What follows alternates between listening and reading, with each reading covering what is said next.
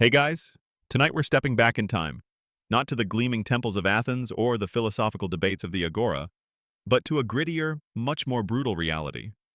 We're going to look beyond the idealized statues and heroic myths to uncover the brutal lives of ancient Greek soldiers. Boring history for sleep. You think you know the Spartans, you think you know the hoplites tonight. You're going to feel the mud under their sandals, the sweat in their helmets, and the sheer, unending hardship that defined their existence. It wasn't all glory and epic poems. It was often just awful. So, before you get comfortable, take a moment to like the video and subscribe, but only if you genuinely enjoy what I do here. And if you're out there somewhere in the quiet hum of your own corner of the world, let us know where you're listening from. Perhaps you're nestled in a cozy apartment in New York City, or maybe drifting off in a peaceful cottage in rural England. Wherever you are, just relax. Now, dim the lights. Maybe turn on a fan for that soft background hum. And let's ease into tonight's journey together. You stand on the ancient battlefields of Greece, the scent of olive groves carried on a gentle breeze, but beneath the beauty lies a stark truth. When you hear ancient Greek soldier, your mind probably leaps straight to the Spartans, those legendary warriors of Thermopylae. You picture ripped abs, gleaming spears, and unflinching discipline. And while Sparta certainly had its unique brand of brutal military training, it's crucial to understand that the world of ancient Greek warfare was far more than just Sparta. You step into a world of surprising military diversity, and frankly, a whole lot more suffering than the movies let on. For most of ancient Greek history, the primary soldier you would encounter, and perhaps become, was the hoplite. This wasn't a professional soldier in the way you might think of a Roman legionary. No. The hoplite was typically a citizen soldier, a free man who owned enough land to afford his own panoply, his full set of armor and weapons. Imagine you are a farmer or a craftsman in Athens or Corinth.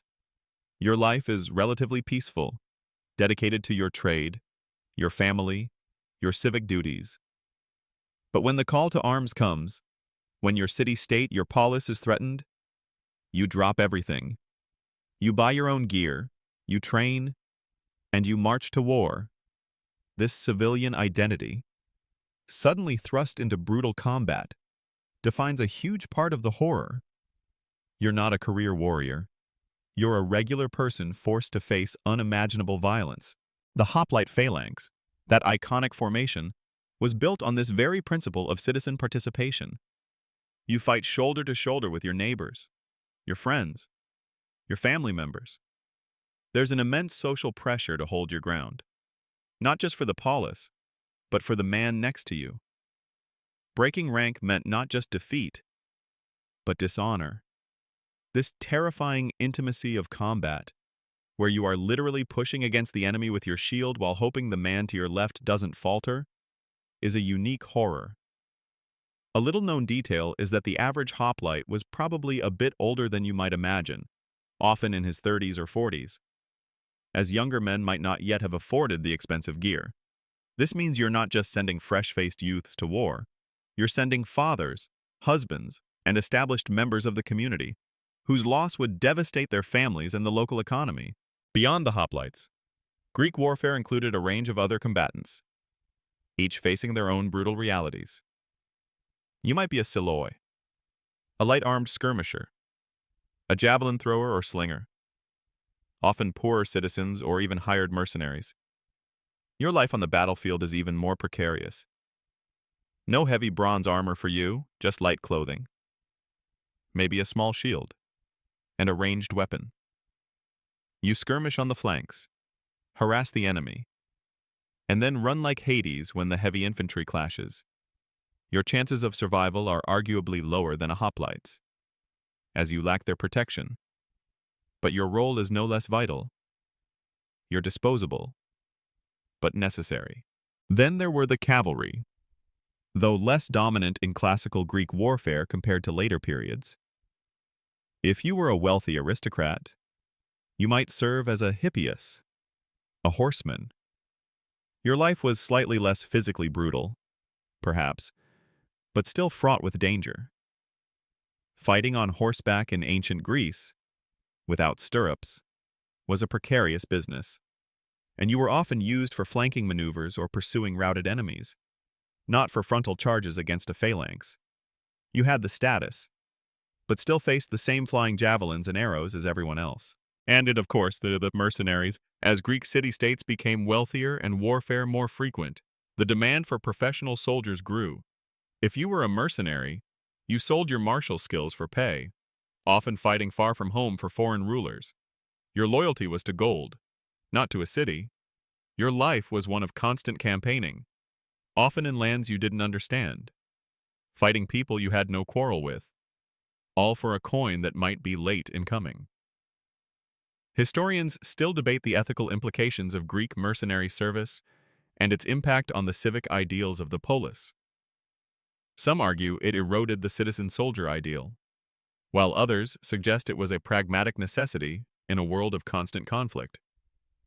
It certainly made war a profession, bringing its own unique brand of cynicism and detachment. Consider the equipment itself. For the hoplite, your pride and your protection was the hoplite panoply. You'd spend a small fortune on it.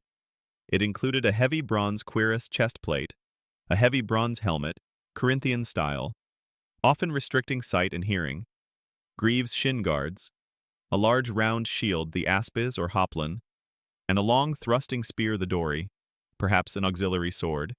Xiphus. Imagine putting all that on. The weight alone, perhaps 50-70 pounds, 23 to 32 kiln, is crushing. You're essentially a walking tank, but a very hot, very cumbersome one. And this wasn't all custom fit. You often had to make do with what you could afford. A funny thought trying to run in a bronze helmet that barely lets you see anything, probably tripping over your own greaves. The sheer physical demand of simply moving in this gear, let alone fighting in it, is immense. You march for miles, under the hot Mediterranean sun, burdened by this heavy armor. Dehydration, heat stroke, and exhaustion were constant threats even before you saw the enemy. And when you finally got into battle, the armor, while protective, also made you a prime target for spears aimed at the gaps, or for javelins that could still wound through lighter sections. It was a brutal compromise protection at the cost of mobility and comfort. You quickly learn that wearing this armor isn't a badge of glory, it's a claustrophobic, sweat-soaked prison you willingly enter in the name of your city. You're still there, caught in the imagined weight of bronze and leather, feeling the ghost of sweat trickling down your brow beneath a heavy helmet. We've just begun to scratch the surface of ancient Greek military life, moving beyond the simplistic glory of Sparta to the brutal reality of citizen soldiers. Now, let's delve deeper into the crucible that forged these warriors, whether they were Athenian hoplites or Spartan professionals. Brutal training, endless drills. You feel the relentless grind that forged a warrior. Imagine you are a young boy in ancient Greece, and your future as a soldier is, for many, an inescapable reality. If you're a Spartan, your life is utterly dominated by it from the tender age of 7. You are taken from your family and thrust into the agoge, a state-run education and training system designed to strip away individuality and forge you into a disciplined, unfeeling killing machine. You sleep on hard beds made of reeds, bathed in the icy Eurotas River, and are intentionally underfed to encourage cunning and thievery for food. You learn to fight, not with brute strength alone, but with cunning, endurance, and an absolute adherence to group discipline. The training is relentless. You engage in wrestling, boxing, running, and discus throwing, not for sport, but for combat readiness. You perform endless drills with the dory, that long, heavy spear, learning to hold your line, to thrust, to pivot in unison.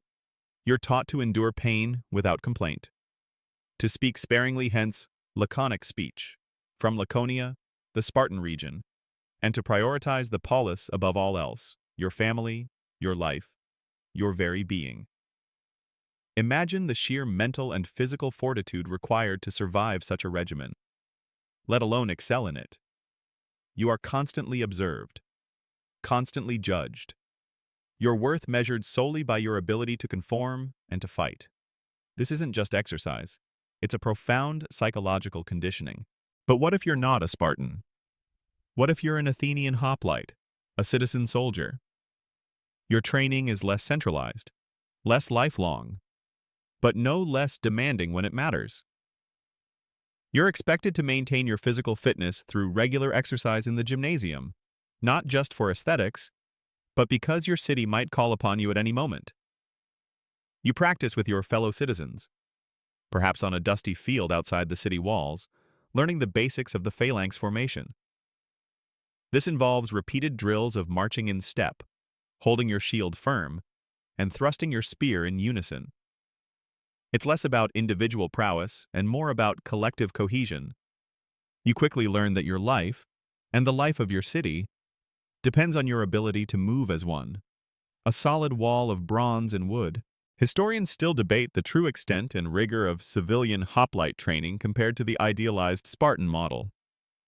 While Sparta's agoge is well documented, the regular, informal training of Athenian or Corinthian citizens is harder to quantify.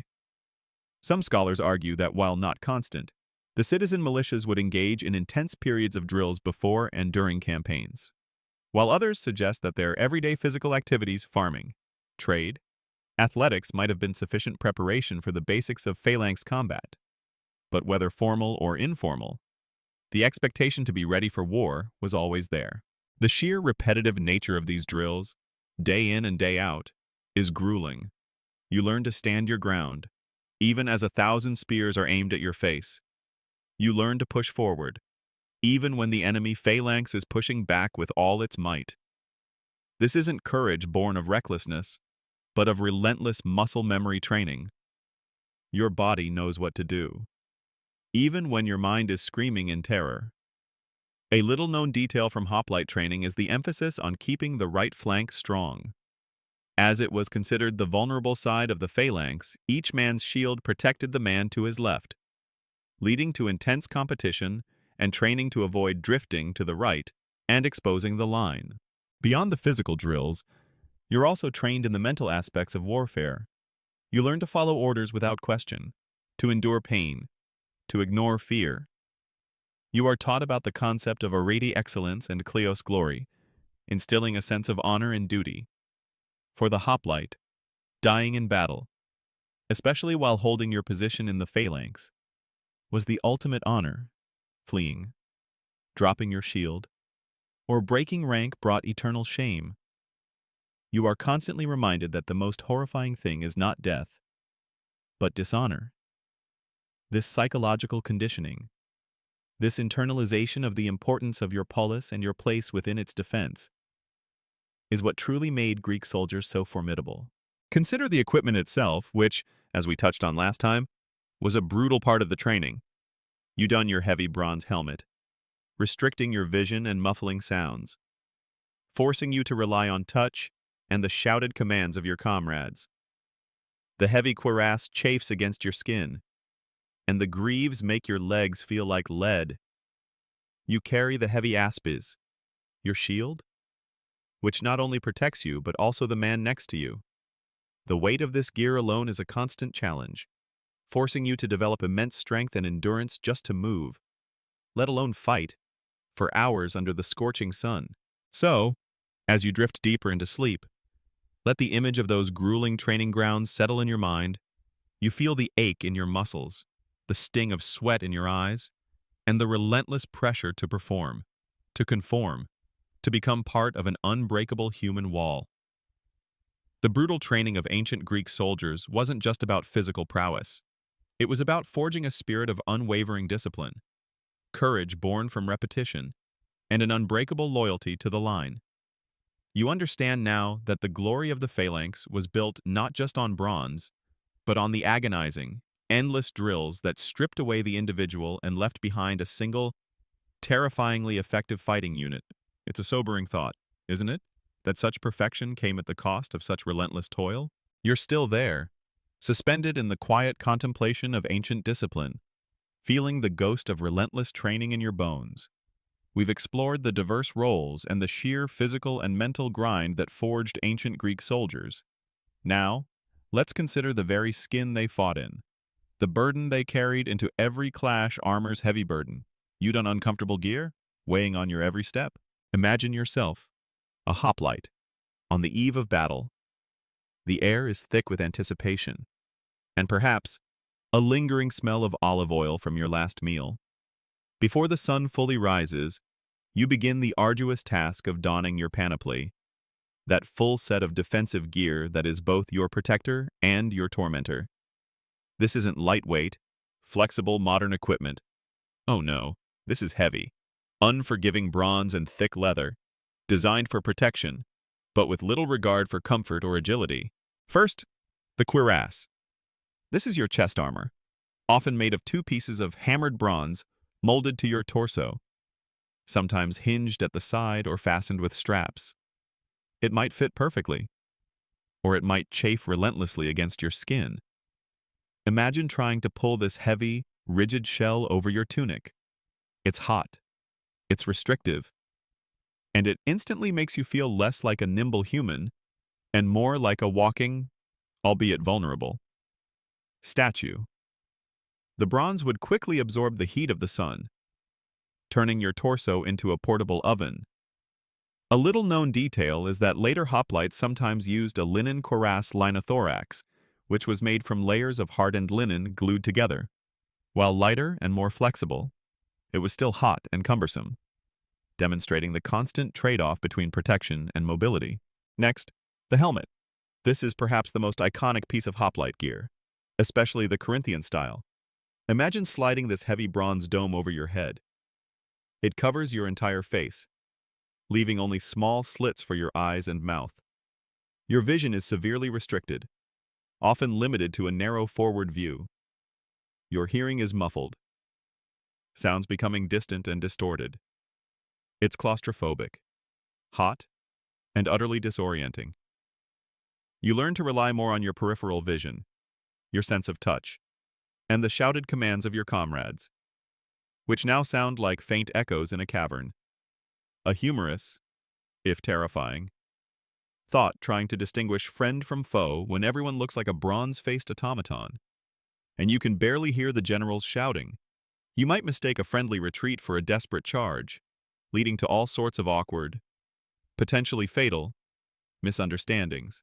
Then come the greaves for your shins, and sometimes armed guards' vambraces. These are also typically made of bronze, molded to your limbs. While they offer vital protection against slashing blows, they are stiff and cumbersome, limiting your natural movement. Imagine trying to run or pivot quickly with heavy, rigid tubes strapped to your legs. Every step is a conscious effort. Every movement feels labored.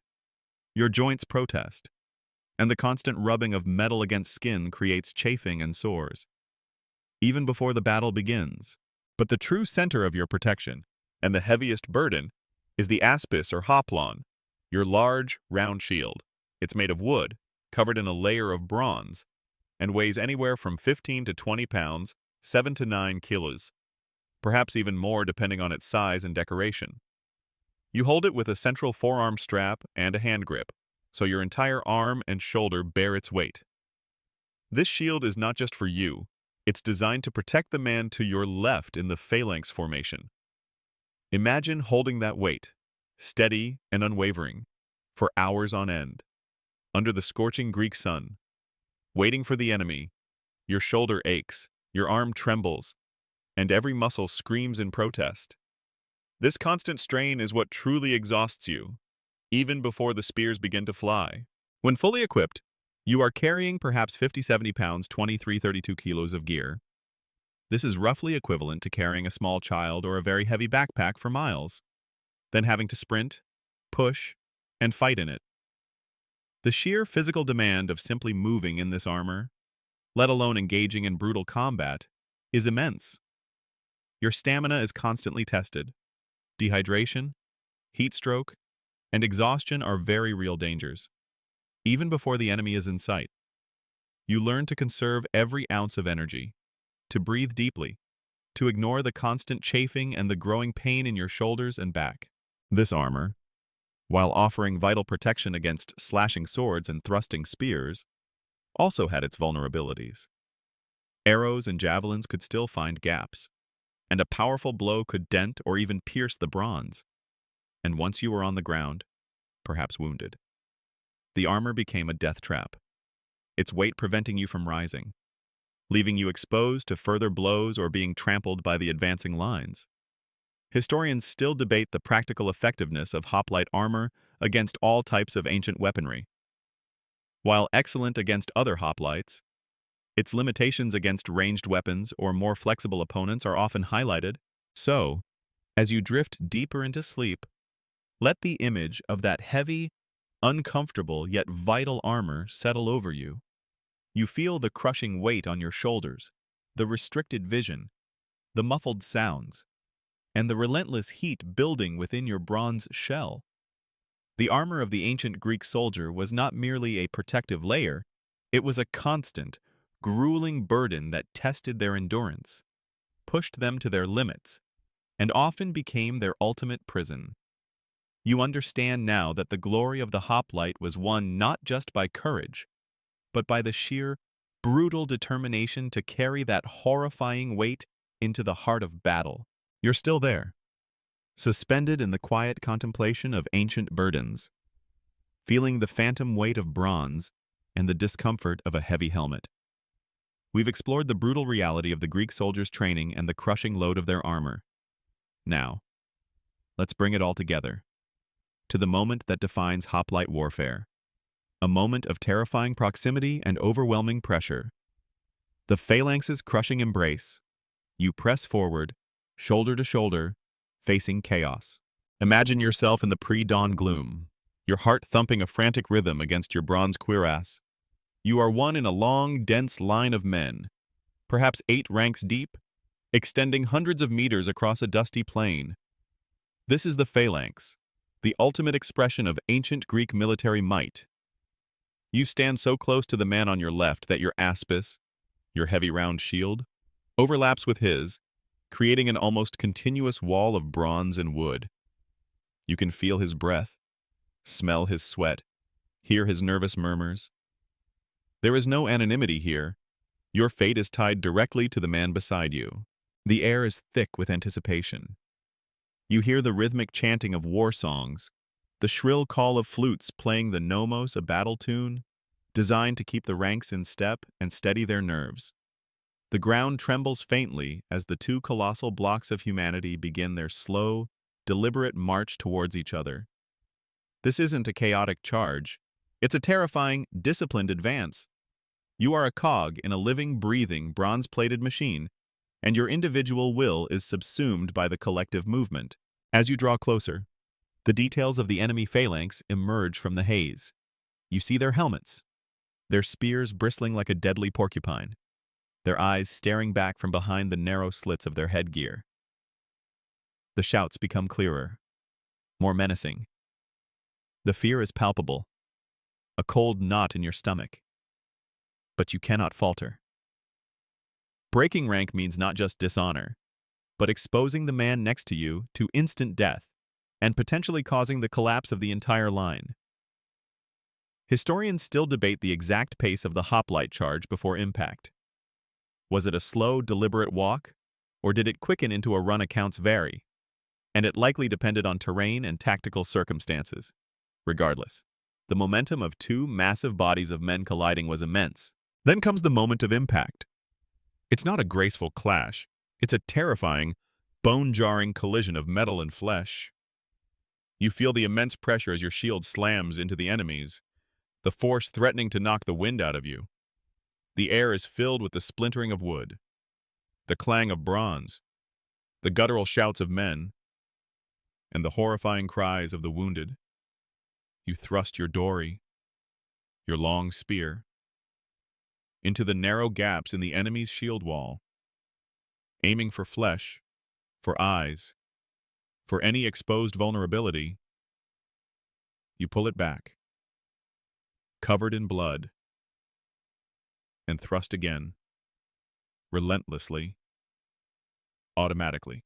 The combat is close quarters, brutal, and utterly claustrophobic. You are surrounded by the bodies of the fallen, the living pressing in on all sides. The dust kicked up by hundreds of feet mixes with blood and sweat, forming a gruesome paste. You can't see much beyond the immediate struggle in front of you. The man you're trying to kill, the shield you're pushing against, the comrade to your left whose life depends on your steadfastness. It's a terrifying mosh pit, where every inch is fought for, every breath is labored. This is where the brutality of the phalanx truly shines and horrifies. It wasn't about individual heroics, though these certainly happened, but about collective pushing and stabbing. The first few ranks bore the brunt of the initial impact, but the ranks behind them provided immense pushing power, literally forcing the front line into the enemy. It's a terrifying physical and psychological ordeal, where you are constantly exerting yourself, struggling to breathe, and fighting for your life within a suffocating, grinding mass of humanity. A little-known detail is that the hoplite battle was often decided not by outright slaughter, but by one side breaking and fleeing, unable to withstand the continuous psychological and physical pressure of the push. Wounds are common, horrific, and often fatal. Spears could pierce flesh, swords could hack limbs, and the sheer force of the collision could break bones. If you fell, you risked being trampled underfoot by the advancing lines of both friend and foe. You learn to ignore the agony of your own minor wounds, the screams of the dying, the stench of blood and feces. Your only focus is to stay upright, to push, to thrust, to keep the line. It's a horrifying tunnel vision, where survival is the only objective, after what feels like an eternity, but might only be minutes or hours. One side finally breaks. The line shatters, and men turn and flee in panicked disarray. This is where the slaughter often truly begins, as the heavy hoplites, once slow and cumbersome, become surprisingly effective at pursuing and killing a routed enemy, who no longer have their protective shield wall. You participate in the chase, your body aching, your mind numb, driven by the desire to secure victory and ensure the enemy cannot return. So, as you drift deeper into sleep, let the terrifying image of the phalanx settle over you. You feel the crushing press of shields, the frantic thrust of spears, and the overwhelming chaos of ancient battle. The phalanx was not just a military formation. It was a crucible of brutal combat, demanding unimaginable courage, discipline, and physical endurance. You understand now that the glory of a Greek victory was forged in the agonizing, intimate embrace of this human wall, a testament to collective survival born from terrifying, shoulder-to-shoulder struggle. You're still there, suspended in the quiet afterglow of the phalanx's terrifying embrace, the phantom clang of bronze and the pressure of shields still lingering in your memory. We've journeyed through the grueling training, the heavy armor, and the visceral reality of close-quarters combat. Now, let's widen our gaze beyond the immediate clash and consider the broader, more pervasive suffering that characterized the ancient Greek soldier's life, campaigns of endless misery. You march for weeks, enduring hunger and thirst. Imagine you've survived a battle, or perhaps you're simply being called to arms for a new campaign. Your city-state has declared war, and you, as a citizen hoplite, are obligated to serve. This isn't a quick hop to the battlefield. This is a long, arduous trek across unforgiving terrain, often lasting for weeks or even months. You gather your gear, say a difficult goodbye to your family, and join your fellow citizens on the road.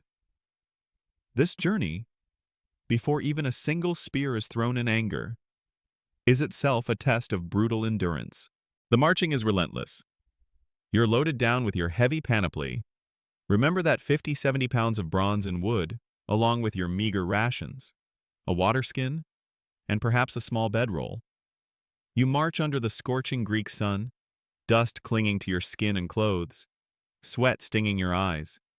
The roads are often unpaved, rocky, or muddy, making every step a conscious effort. Your feet ache, blisters form, and your muscles scream in protest. There's no rest until the designated campsite is reached, often long after dark. A humorous, if slightly dark, thought trying to maintain your dignity as a fearsome hoplite when you're utterly exhausted, covered in dust, and probably desperate for a communal latrine. And the food. Oh, the food. It's often meager, monotonous, and barely enough to sustain you through such immense physical exertion. You might be issued a daily ration of barley cakes, dried fish, cheese, and a bit of wine. It's bland, unappetizing, and never truly satisfying. You live with a constant, gnawing hunger, your stomach rumbling even as you march. Water is another precious commodity. You depend on wells, rivers, or springs, which might be far apart or even contaminated. Imagine the agony of thirst, especially under the hot sun, knowing that dehydration can quickly lead to collapse or even death. Many soldiers succumbed to exposure and starvation on campaign, even without seeing an enemy. Camping conditions are equally brutal. You don't have tents in the modern sense. You might simply sleep on the ground, wrapped in your cloak, using your shield as a makeshift lean-to. The nights can be cold, damp, or swarming with biting insects.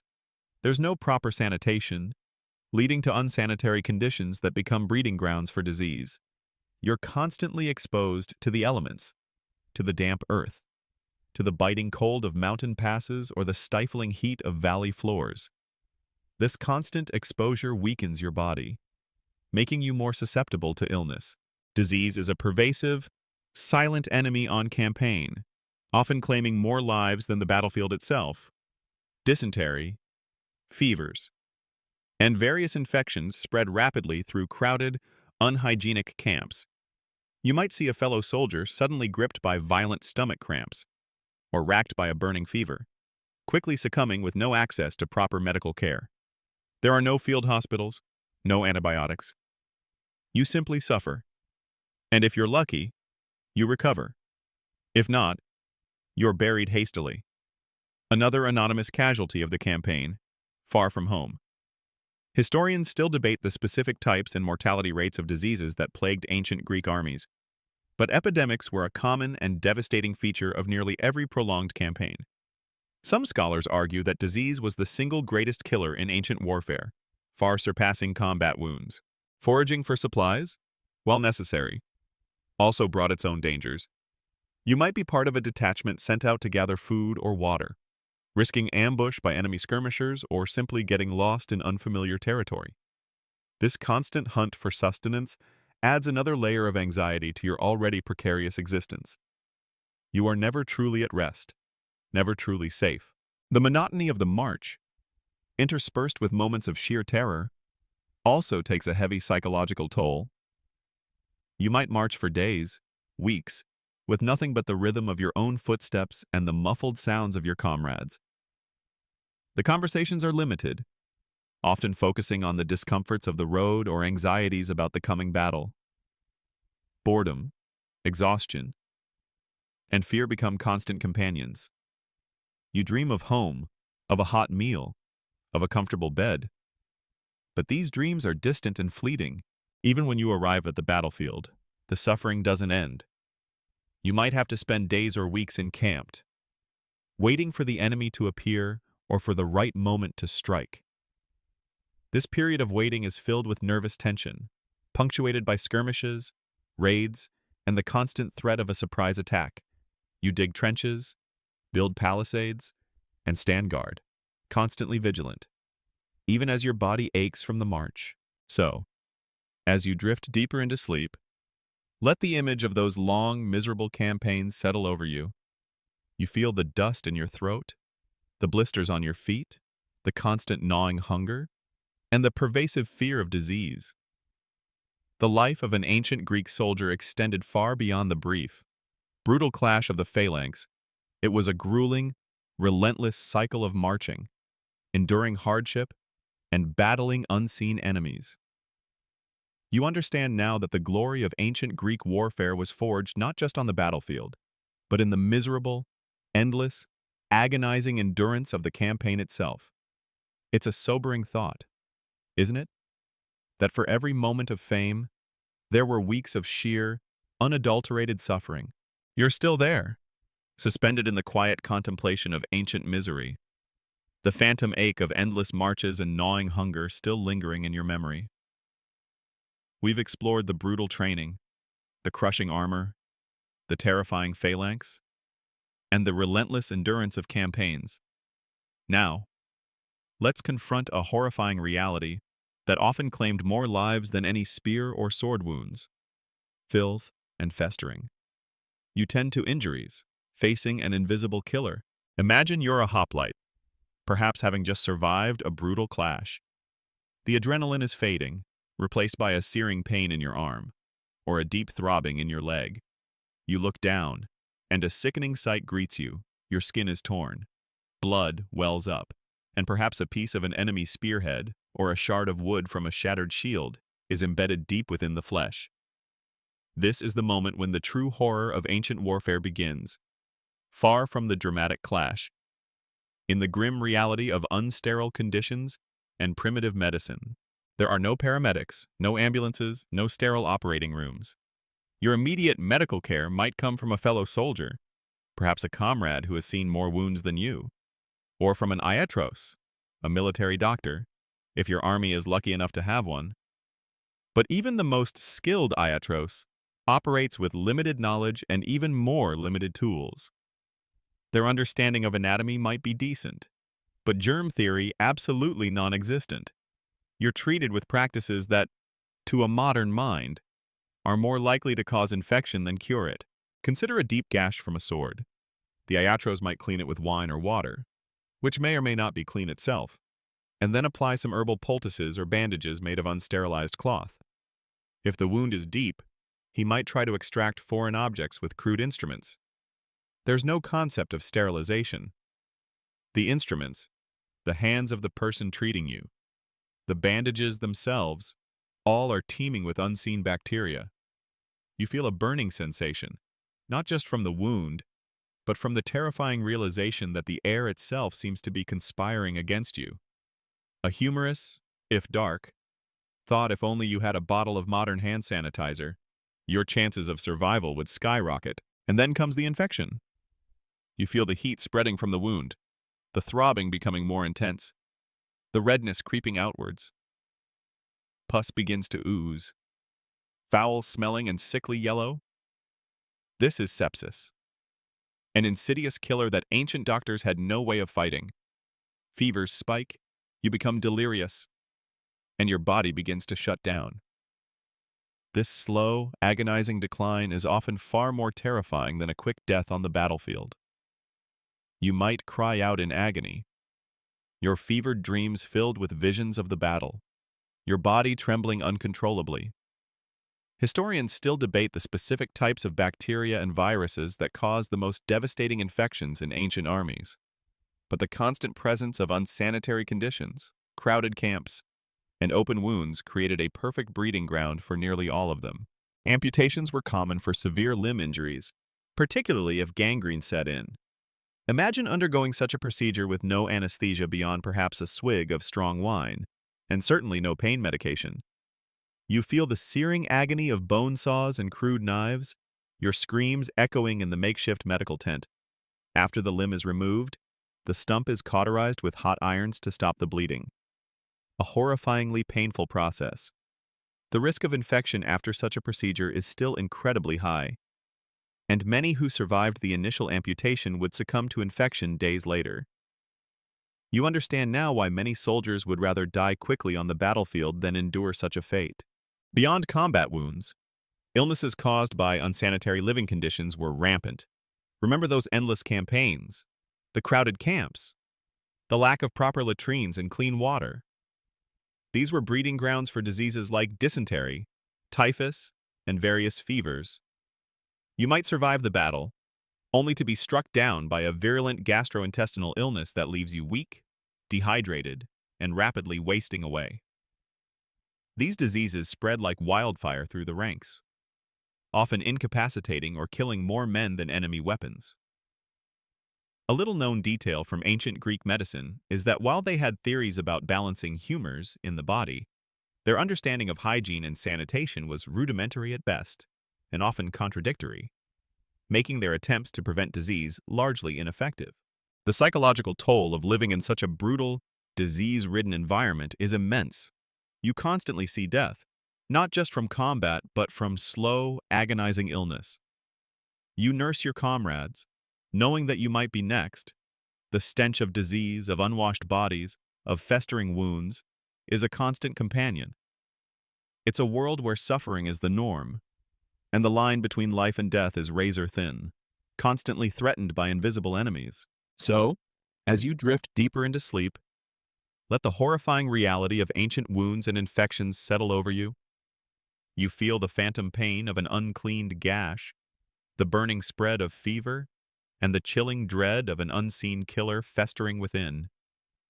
The life of an ancient Greek soldier wasn't just about facing the enemy's spear, it was about battling the far more insidious, ever-present threats of filth, disease, and the agonizing march towards an inevitable, often painful, demise. You understand now that the true brutality of ancient warfare lay not just in the clash of arms, but in the sickening aftermath, where an invisible enemy often claimed the final, agonizing victory. You're still there, suspended in the quiet contemplation of ancient suffering, the chilling echoes of festering wounds and unseen infections lingering in your mind. We've explored the brutal training, the heavy armor, the terrifying phalanx, the endless campaigns, and the grim reality of medical care. Now, let's pivot from open battlefields to a different kind of grueling conflict, one that tests patience, resilience, and often ends in widespread despair, sieges of starvation. Despair. You endure endless waiting, praying for an end. Imagine yourself not as a hoplite in the field, but as a soldier, or even a citizen, trapped within the walls of a besieged city in ancient Greece. This isn't the dramatic, quick clash of armies you might picture. Oh no. A siege is a slow, agonizing test of wills, a brutal war of attrition waged not with spears and shields, but with hunger, thirst, and the relentless creep of despair. You are literally imprisoned by the enemy, your world shrinking to the confines of stone walls, your life dictated by the diminishing supplies within. The first horror you face is the starvation. As the siege lines tighten, cutting off all access to outside supplies, the city's food reserves begin to dwindle. You, as a soldier, might get priority for rations, but even those are cut drastically. Imagine living on a meager handful of barley each day, perhaps a few withered olives, or even resorting to eating leather or roots from gardens. Your stomach constantly gnaws, your energy levels plummet, and your body begins to waste away. Children cry from hunger, and the elderly become mere shadows of themselves. This isn't a quick death. It's a slow, agonizing descent into weakness and delirium. You witness the gaunt faces around you, mirrors of your own suffering, and the horrifying truth that your most formidable enemy is now inside your own body. Then comes the thirst. Even more immediate and agonizing than hunger is the lack of clean water. The besiegers will often try to cut off or poison the city's water supply. You might find yourself desperate for a single sip, perhaps resorting to drinking filthy, stagnant water, knowing it could bring dysentery or other diseases.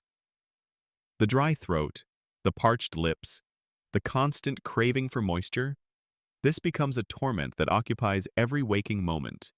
A humorous, if dark, thought. If only you had a camel, or perhaps a secret spring. But alas, you're just a thirsty, starving human. The constant tension and uncertainty are another form of torture. You are always on alert, listening for the sounds of enemy activity, the distant clang of siege engines being built, the shouts of the besiegers, the ominous creak of ladders. You spend long, sleepless nights on the ramparts, peering into the darkness, knowing that an assault could come at any moment. Your nerves fray, your sleep is fitful, And the constant fear creates a perpetual state of anxiety. You're not fighting, you're waiting to be fought. A far more agonizing prospect for many. Disease, as you might recall from our last discussion, is rampant in besieged cities. The crowded conditions, combined with malnutrition and the lack of sanitation as fresh water runs out and waste piles up, create a perfect breeding ground for epidemics. Dysentery, typhus, and various fevers sweep through the weakened population, often killing more people than the enemy's weapons. You see bodies accumulating, their stench adding to the overall misery, and you pray that you won't be next to succumb to the invisible killer. Historians still debate the precise death tolls from starvation and disease during ancient sieges, as records are often incomplete. But it's widely accepted that these factors were far more lethal than direct combat for besieged populations. Some scholars estimate that up to 90% of casualties in ancient sieges were due to non-combat causes. The psychological toll is immense. You watch your fellow citizens, your family, suffer and die. Hope begins to dwindle, replaced by despair. Arguments break out over dwindling resources. There might even be whispers of cannibalism, a truly horrifying thought that sometimes became a reality in desperate sieges. The city's morale plummets, and the will to resist erodes with each passing day. The very community that once stood united now faces internal fracturing under the immense pressure. A particularly horrifying moment in a siege might be when the enemy finally breaches the walls. After weeks or months of enduring starvation and disease, the sound of the wall crumbling, or the gates crashing open, is met not with relief, but with pure terror. You know that what follows will be plunder, rape, and slaughter. The rules of war often dictate that cities that resisted a siege to the bitter end faced a merciless fate, with all inhabitants, including women and children, often killed or enslaved. This brutal reality hangs over every besieged city, pushing the defenders to consider surrender even in the face of immense suffering. A little-known detail from the siege of Plataea during the Peloponnesian War is that the trapped Athenians resorted to eating their own dogs and horses, and then even roots and grass, before attempting a desperate breakout in the dead of winter. So, as you drift deeper into sleep, let the terrifying reality of ancient sieges settle over you. You feel the gnawing pangs of hunger, the burning agony of thirst, and the chilling despair of being trapped within crumbling walls. The life of an ancient Greek soldier, or citizen, during a siege was a slow, agonizing descent into hell, a battle against not just the enemy outside, but the invisible, relentless enemies of starvation, thirst, and disease within. You understand now that the glory of resisting a siege was often overshadowed by the brutal, horrifying cost exacted on every single soul trapped within its unforgiving embrace. You're still there? Suspended in the quiet contemplation of ancient suffering, the chilling echoes of starvation and desperate sieges lingering in your mind. We've explored the brutal training, the heavy armor, the terrifying phalanx, the endless campaigns, and the grim reality of wounds and diseases. Now, let's shift our perspective from the land to the treacherous, unpredictable expanse that often became a battleground of its own, the sea's treacherous grasp. You brave the waves, facing unseen maritime horrors. Imagine you are an oarsman or a marine aboard an ancient Greek trireme, one of those sleek, formidable warships that dominated the Aegean Sea. Your life as a soldier isn't confined to dusty plains or fortified cities. It extends to the vast, unforgiving expanse of the sea. And while naval battles might seem more glamorous in the myths, the reality of life aboard a trireme and the perils of maritime warfare were often far more brutal and terrifying than anything you'd face on land. First, consider the sheer physicality of being an oarsman. You are crammed into a small, stifling space, often just 3 feet of headroom, sharing a narrow bench with 2 other men. You sit naked or in simple loincloths, your muscles straining in unison, pulling a heavy oar for hours on end, day after day. The air is thick with the stench of sweat, unwashed bodies, and human waste. There's no privacy, no respite from the constant rhythm of the oar, the creaking of the ship, and the shouted commands of the trierarch captain. Your hands are raw with blisters, your back aches constantly, and exhaustion is your perpetual companion. You consume meager rations of bread, onions, and watered-down wine, barely enough to fuel your immense exertion. Then there's the ever-present danger of the sea itself. Ancient ships were vulnerable. Storms could erupt without warning, turning the calm Aegean into a raging tempest. You feel the trireme tossed violently by the waves, hearing the wood groan and splinter, fearing that at any moment your vessel might capsize, plunging you into the cold, unforgiving depths. Many ships were lost to storms, taking hundreds of men with them. A silent, anonymous death far from any battlefield. You might be a strong swimmer, but in a chaotic shipwreck, weighted down by exhaustion and potentially the bodies of your comrades, your chances of survival are slim. Historians still debate the exact frequency and scale of naval losses due to storms in ancient Greek warfare, but it's clear that the elements were a constant, formidable adversary, sometimes more dangerous than any enemy fleet. Now, imagine a naval battle. This isn't a long-range artillery duel. It's a terrifying, visceral clash of ships designed to ram each other at high speed. You hear the rhythmic drumming that dictates the rowing pace. Building to a frantic crescendo, the trireme surges forward, and then comes the horrifying impact. You feel the shudder throughout the entire ship as the bronze-clad ram slams into the enemy hull. The sound is deafening, splintering wood, groaning timber, the shouts and screams of men. If your ship is rammed, it begins to fill with water rapidly, and you have mere moments to escape, to climb onto the deck, or to try and swim for your life amidst the chaos of sinking ships and flailing bodies. If your ship successfully rams an enemy, or is rammed and manages to stay afloat, the battle quickly devolves into hand-to-hand combat on the decks. As a marine, you leap onto the enemy vessel, sword in hand, facing desperate, fighting men in a confined, slippery space. The deck becomes a slaughterhouse, slick with blood and guts. There's no room to maneuver, no quarter given. You are fighting for your life, literally on a sinking ship, knowing that victory or death will come swiftly. A humorous, if dark, thought trying to maintain your balance on a pitching deck while fighting for your life, probably slipping on something disgusting. Beyond the immediate combat, the aftermath of a naval battle is particularly brutal. If your ship sinks, and you survive the initial impact, you are left to drown, or to be picked off by enemy vessels, or to fall victim to sharks, though rare. The fear was real. If you are captured, your fate is often slavery. A lifetime of forced labor in mines or on other triremes, a fate many considered worse than death.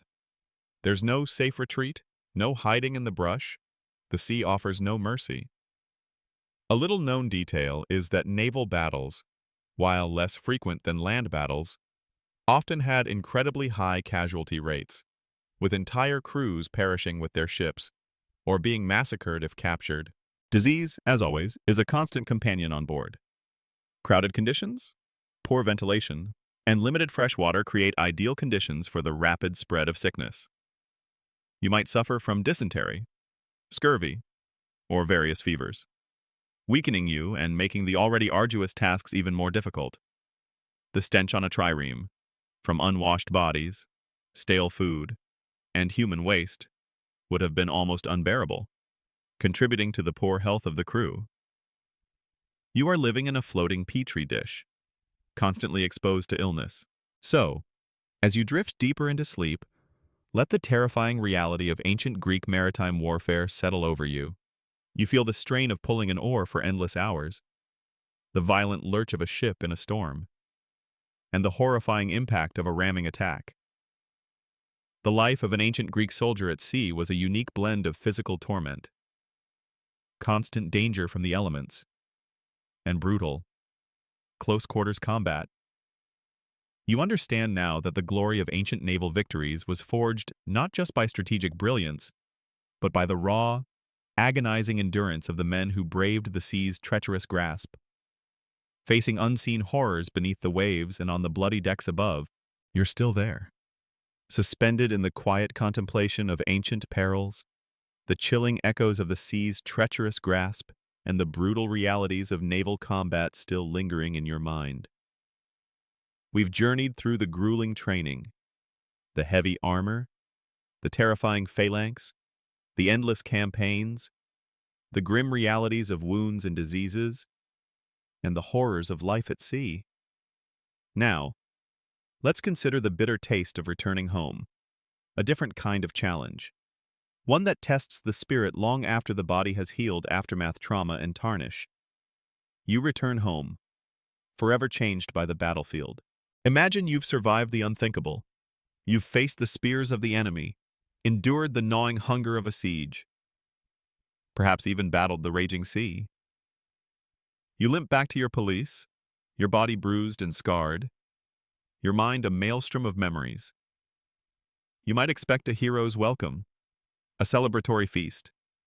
But the reality for many ancient Greek soldiers was often far more complex, and frankly, quite brutal in its own way. The scars you carry are not just on your skin, they are etched deep into your soul. First, there's the physical recovery, or lack thereof. Remember those horrific wounds we discussed? If you survive them, you might be left with a permanent limp, a missing limb, a disfiguring scar, or chronic pain. Ancient medicine, for all its occasional brilliance, had severe limitations. You might never fully recover your strength or agility, making it difficult to return to your previous life as a farmer or artisan. Your value to the community, once tied to your physical prowess and ability to contribute, might diminish significantly. You are a living reminder of the war's cost, not just a returning hero, a humorous, if dark, thought trying to explain to your family why you now have a permanent limp and a 1,000-yard stare that makes the local cat nervous. Then there's the psychological trauma. You have witnessed unspeakable horrors, the death of comrades, the mutilation of bodies, the brutal efficiency of the phalanx. You have killed, perhaps many times. These experiences leave deep, invisible wounds. Ancient Greeks didn't have a concept of PTSD, post-traumatic stress disorder, as we understand it today. But the symptoms were undoubtedly present. You might suffer from nightmares, insomnia, hypervigilance, or a profound emotional detachment. You might find it difficult to reconnect with your family, to find joy in simple pleasures, or to shake off the constant sense of unease. Historians still debate the extent and recognition of psychological trauma in ancient warfare.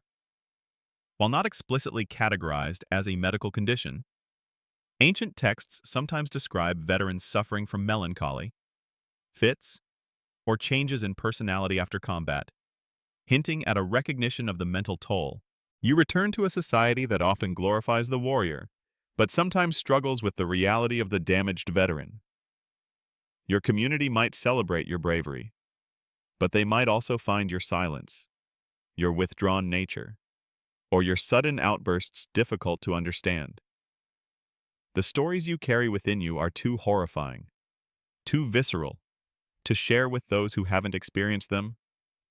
You are isolated by your experiences, forever separated by the invisible chasm between the battlefield and the peaceful polis.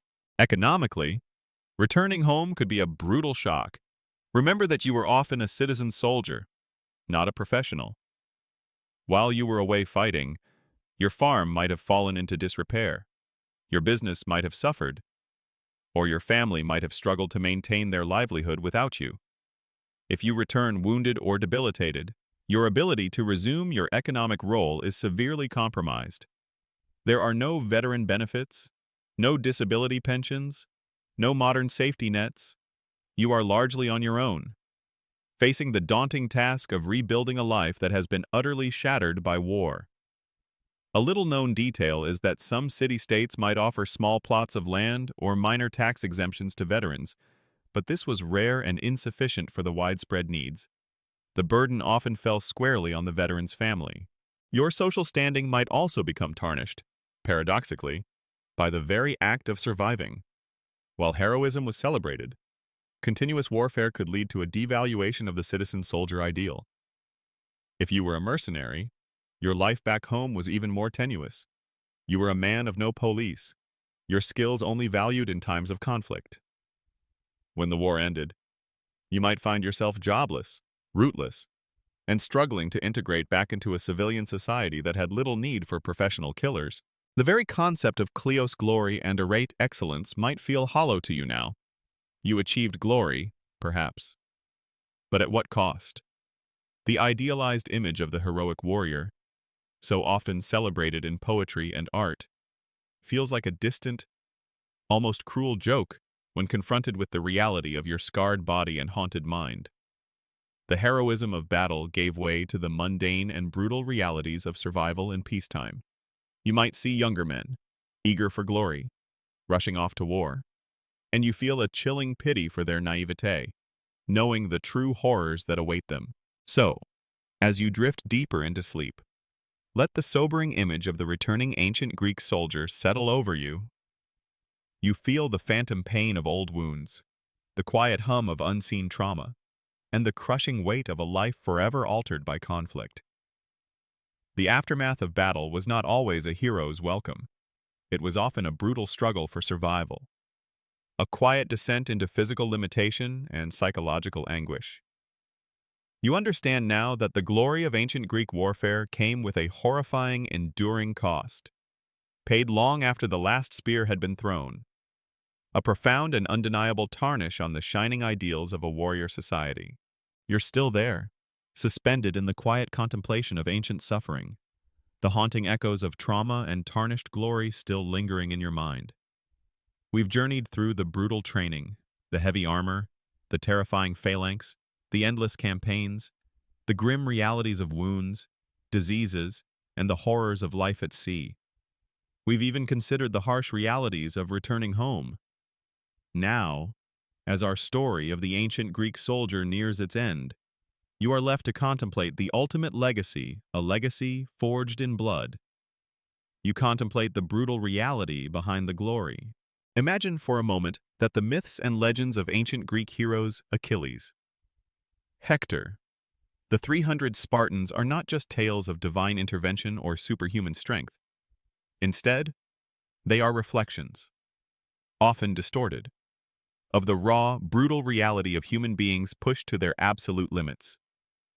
The legacy of the ancient Greek soldier, of the hoplite, the Siloi, the marine, is not simply one of bronze and glory. It is a legacy built on sweat, pain, and unimaginable quantities of blood. You now understand the horrifying truth behind the beautiful narratives. You see the strategic brilliance of the phalanx?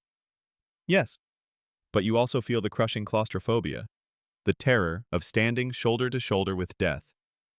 You acknowledge the discipline that allowed men to hold their line, but you also remember the endless, brutal drills, the ceaseless pressure to conform, to become an unthinking part of a deadly machine. This disciplined violence, this collective sacrifice of individuality, became the bedrock of Greek military success, but at a profound human cost. Historians still debate the extent to which the emphasis on collective identity in the phalanx suppressed individual bravery or fear. Some argue it was a perfect system for its time, while others highlight the psychological toll of such intense conformity. The Greek soldier's life was a cycle of hardship.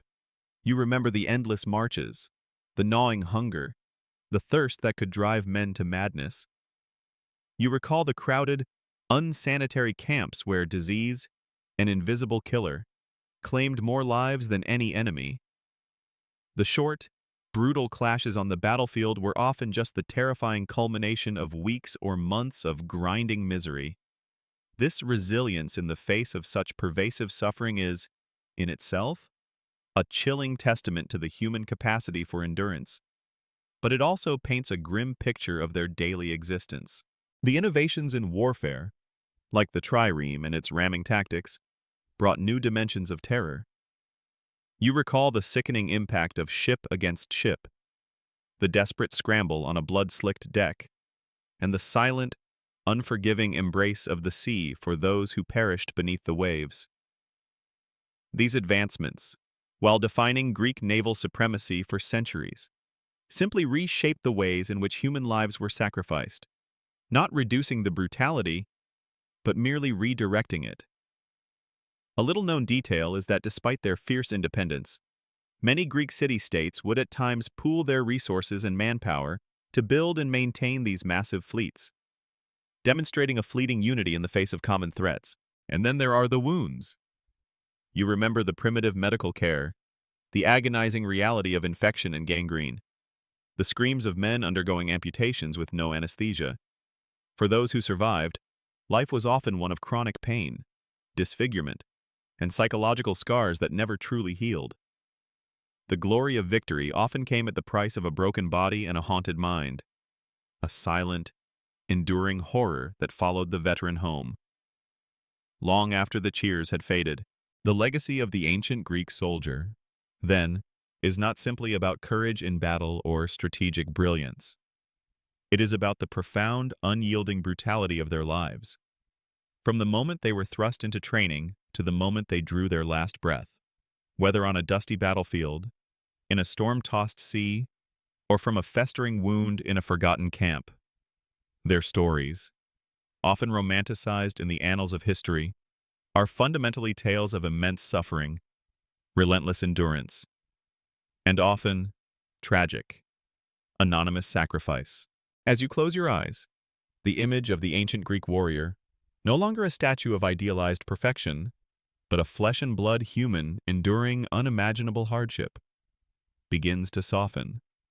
You've walked in their sandals, felt the weight of their shield, and heard the distant clang of their struggles, their brutal lives, forged in the crucible of constant conflict, shaped not only the course of their own civilization, but laid the foundations for the very concept of organized warfare. You understand now that the glory of ancient Greece was built not just on philosophy and art, but on the profound, horrifying reality of lives endlessly dedicated to, and ultimately consumed by, war. It's a sobering thought, isn't it? That such enduring legacies are so often forged in blood?